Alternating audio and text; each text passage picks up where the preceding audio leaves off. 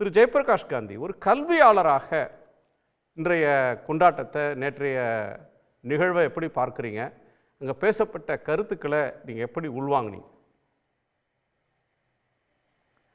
கண்டிப்பாக நான் நேற்று அந்த நிகழ்ச்சியை கொண்டது ஒரு மிக பெருமையாக நினைக்கிறேன். உணர்ச்சி பூர்வமான ஒரு நிகழ்ச்சி, பெருமிதம் வாய்ந்த ஒரு நிகழ்ச்சி அப்படின்னு தான் நான் சொல்வேன்.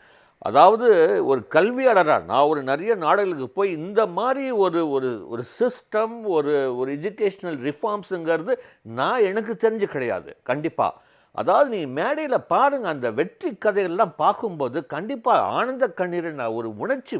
அதாவது education can change any one அப்படிங்கிறது ஒரு புருவானது. நீங்கள் பாருங்கள், ஒரு பொண்ணு ஜப்பான் அரசு பள்ளியில் படித்த மாணவர்கள் ஜாப்பனீஸில் ஃப்ளூயண்ட்டாக, இது ஈவன் நிறைய பெரிய சிட்டி ஸ்கூல்ஸை கூட நான் பார்க்கல.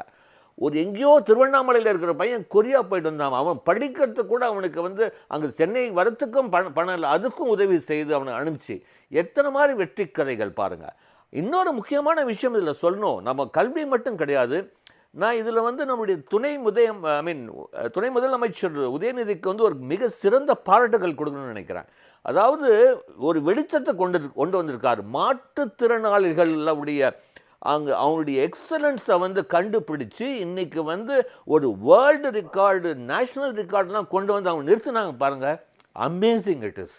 அவங்களுடைய வாழ்க்கை, அதாவது கல்வி மட்டும் இல்லை, விளையாட்டுலையும் எங்களால் அவங்களுக்கு கல்வி வரலையா, நான் எங்களால் விளையாட்டுலையும் அவங்களுக்கு மேல் கொண்டு வர முடியும் அப்படின்னு ஒரு உதாரணம் இருந்தது. நல்ல விஷயங்கள். அதாவது இந்த நிகழ்ச்சி எப்படி பார்க்குறேன்னா, ஒரு எதிர்கருத்து நான் சோஷியல் மீடியாவில் பார்த்தேன். ஏன் ஒரு சினிமாக்காரர்கள் இதை கல்வியை பற்றி பேசணும் அப்படின்னு ஒரு சோஷியல் மீடியாவில் பார்த்தேன். இது கவனிக்க வேண்டிய விஷயம்.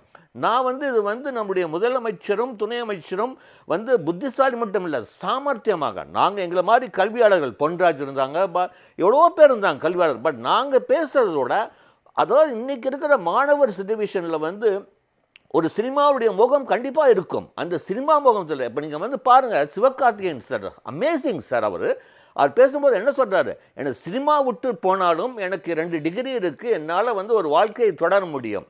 அதே மாதிரி இன்னொரு இயக்குனர் பேசும்போது, சச்சின் டெண்டுல்கர் படித்தாரா, ரஜினி சார் படித்தாரெல்லாம் நீங்கள் நம்பாதீங்க.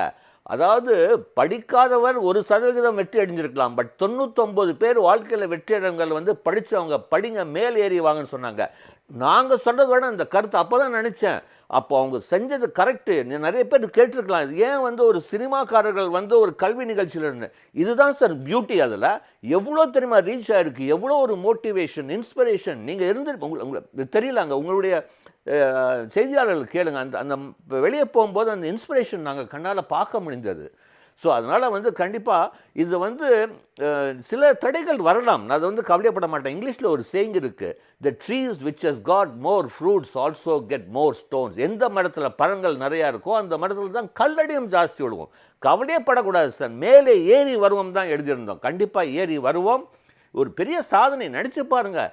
நீங்கள் ஒரு கிளாட் எக்ஸாம் பற்றி தெரிஞ்சிருக்குமா? முதல்ல ஒரு கிளாட் எக்ஸாம் எழுதி நேஷ்னல் லா யூனிவர்சிட்டியில் படித்த மாணவர்கள் அங்கே அந்த கோர்ட்டு போட்டு ஒரு லா, அந்த இது டாக்டர்ஸ், மெடிக்கல் நீட்டில் நம்ம நீட்டை ஸ்டேட் கவர்மெண்ட்டுக்கு, அதாவது ஸ்டேட் போர்டு மார்க்ஸ் வச்சு கொடுக்கணும், இல்லை அது தடையும் மீறி நம்ம நம்முடைய மாணவர்கள் ஒரு ஐஐடிலேயோ ஒரு நேஷ்னல் இன்ஸ்டியூட்லையோ நீட்டை போக முடிஞ்சது. அதாவது இன்னும் நிறைய பண்ணலாம் அப்படின்னு நான் சொல்வேன்.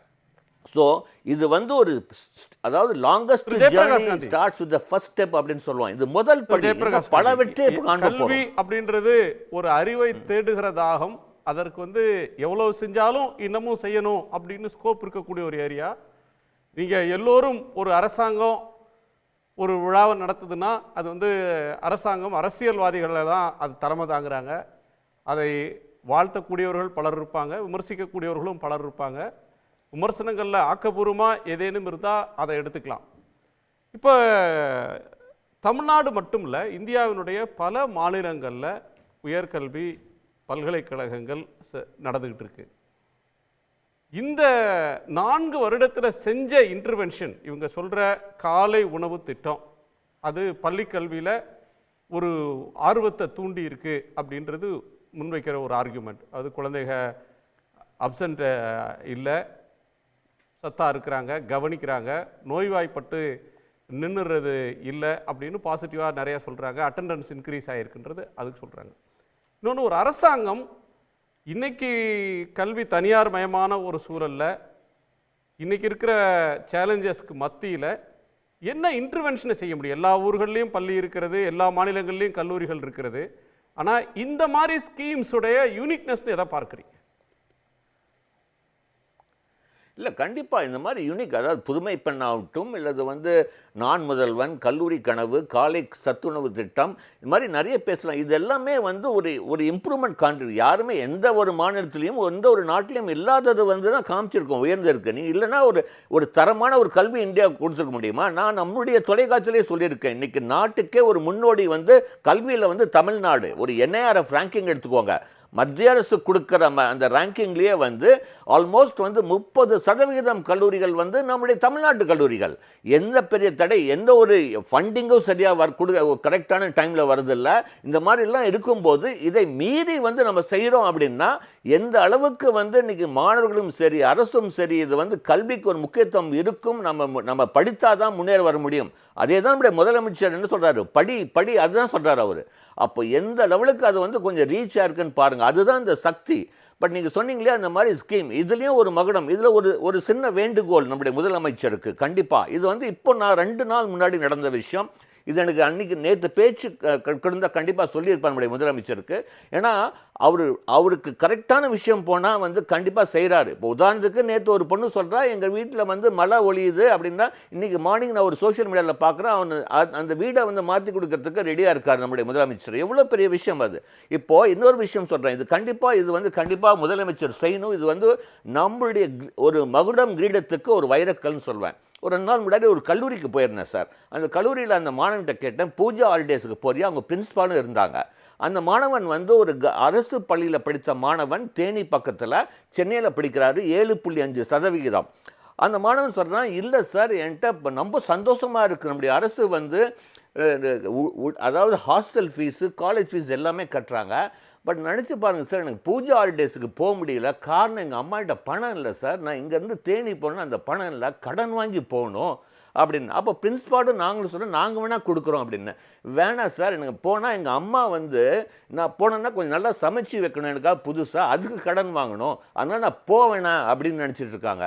பட் ஒரே ஒரு வேண்டுகோள் நம்முடைய முதலமைச்சருக்கு, நம்ம இவ்வளோ செய்யும்போது இந்த தொடர், அதாவது இந்த தீபாவளி தொடர் இல்லை பொங்கல் தொடர் வரும்போது நம்முடைய 7.5 அரசு பள்ளி மாணவர்கள் மற்ற அதாவது டிஸ்ட்ரிக்டில் படிக்கிற மாணவர்களுக்கு ஒரு இலவச பாஸ் அந்த டைமில் மட்டும் கொடுத்தா மிகப்பெரிய பூரடிப்பாங்க சார். பேரண்ட்ஸ் அதை எதிர்பார்க்குறாங்க. அரசு பள்ளி மாணவர்களுக்கு மருத்துவக் கல்லூரியில் மட்டும் இருந்த இடஒதுக்கீட, பொறியியல் கல்லூரிகள், வேளாண் கல்லூரி, நம்முடைய கால்நடை எல்லாத்துலயுமே கொண்டு வந்தாங்க. கல்லூரி, எல்லா ப்ரொஃபஷனல் கோர்சஸும் கொண்டாங்க. அது எல்லா